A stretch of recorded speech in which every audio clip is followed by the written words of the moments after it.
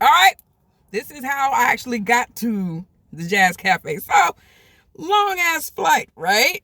And then I got to my room. I'm gonna post this other picture of these stairs. I had a meltdown in the airport because I was like, oh my God, this is just new. I just don't know. I tried to call the hotel and I was just like, and then the ringing of the phone is different. I was like, oh my, I just don't know. So, long story short, for that part, I got on the train. The train dropped me off about a block and a half away from Russell Square where the hotel was.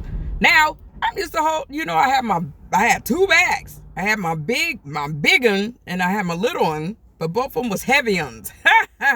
So I looked up. There was no elevator in that point in time, and the stairs were like that. And I'm like, okay, if you've been to what's the place? Damn it.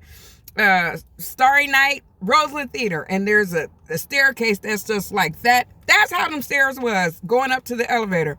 And I just looked and I said, no. And then Angels came and she said, you need help? And I was like, absolutely. Please help me up. And then the elevator only can go up. So I pushed the button, like the emergency button. I was like, look, I just came here from the United States and I'm trying to get up to this next level.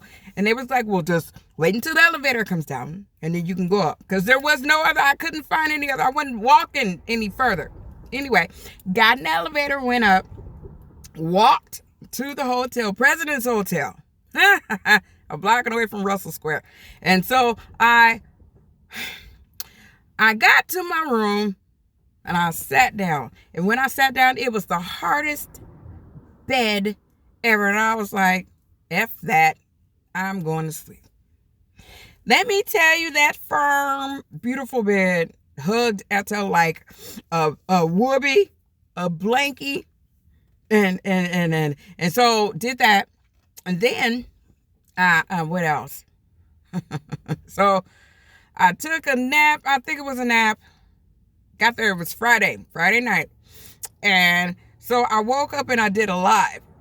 It was dark outside. My phone said it had Portland time and it had UTC, which is like the International Dateline. So I was like, I don't know what time it is. What time is it? So fortunately, Conrad was on the live and he told me it was like 8 o'clock around that time. And I was like, bless it. Oh my God. So I got up, took a shower, got all ready.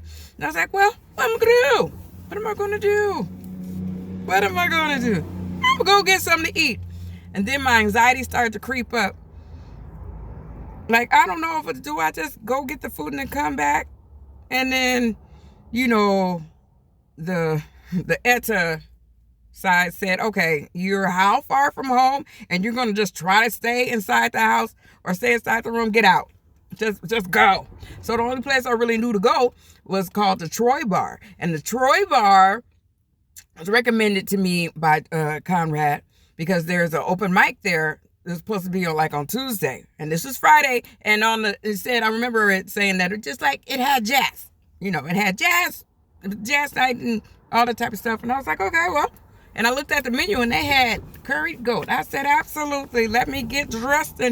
And the first Uber that I called, I guess the President's Hotel has like two addresses or some shit.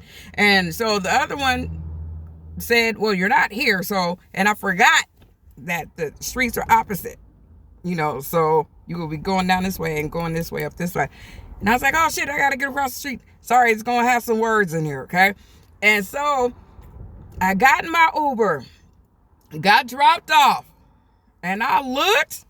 It was like I'm down the alley, and I was like, we're not going to do no lonely alleys in London type things. But I started walking, and I saw this magnificent, there was two of them. There was Ben and there was Joe. And I believe the elder one was Joe. And I was looking and he had his accent. And he said, oh, you're in the right place. And I was like, am I now? At a light turned on. And so we got to talking. He said, you look like a singer. And I was like, well, you'll be right.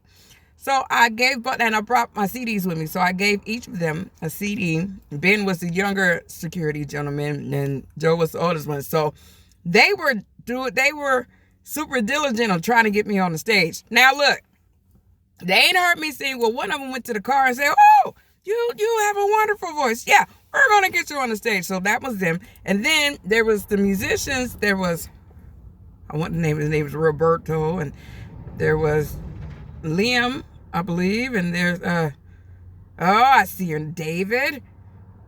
Yes, and all these magnificent musicians around. So they're ear hustling. So they came over and say hello to me, and I didn't realize after their set that they're going to have like a jam session. I was like, okay, well, can I eat first? And so I'm gonna stop here. So we stopped at the eat first, and then I got my food. But before that, anyway, I'm stopping here. Go to the next one. Okay, I'll be back with part 3. Yeah, okay.